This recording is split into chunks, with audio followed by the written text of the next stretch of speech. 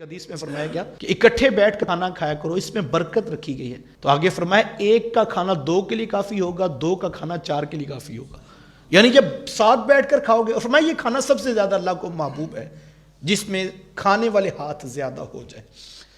اور پھر کتنی خوبصورت حدیث جو ہے وہ اکٹھے بیٹھ کر کھانے پر موجود ہے۔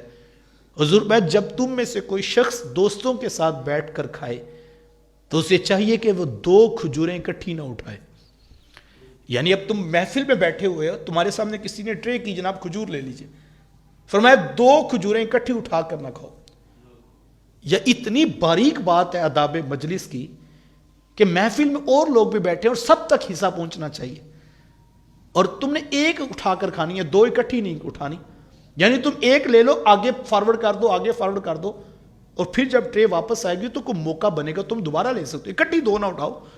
ہو سکتا ہے کہ میزبان نے جو ہے وہ اتنی ہی بھیجی ہو جتنے مہمان ہو، اور ایسا ہوتا ہے ہم اکثر محافل میں مجالس میں دیکھتے ہیں کہ جب لوگ بیٹھے ہوتے ہیں تو بعض اوقات اہل خانہ جو ہے وہ اسی طرح بھیجتے ہیں کہ 10 لوگ ہیں تو 10 چیزیں بھیج دی۔ تو اگر ایک شخص جلدی سے 2 اکٹھی اٹھا لے گا تو آگے ایک شخص شرمندہ ہوگا۔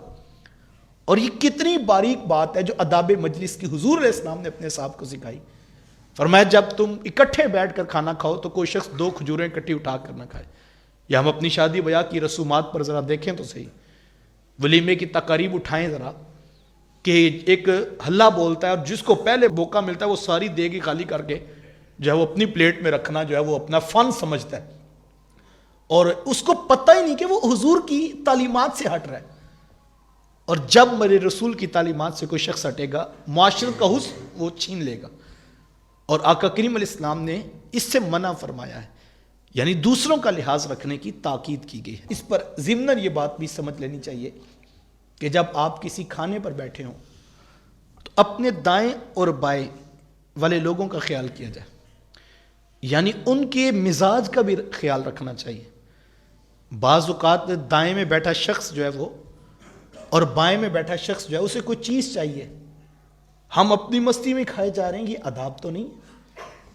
ہمیں دائیں اور بائیں میں دیکھنا چاہیے کہ یار میرے دائیں والے شخص کو کسی چیز کی ضرورت تو نہیں، میرا بائیں والا کسی حکم کا، کسی بات کا انتظار تو نہیں کر رہا۔ تو یہ آداب مجلس ہیں، فرمایا اپنے ساتھ والے کا خیال رکھا کرو۔ اللہ اکبر۔ تو فرمایا جب اکٹھے کھانا بیٹھ کر کھاؤ گے اللہ اس میں برکت ڈال دے گا۔ تو آپ اگر دکان پر ہیں، آپ دفتر میں ہیں، آپ گھر میں ہیں، تو کوئی ایسا وقت ضرور رکھیں جس میں اکٹھے بیٹھ کر کھانا کھائیں، اس میں برکت ہوتی ہے۔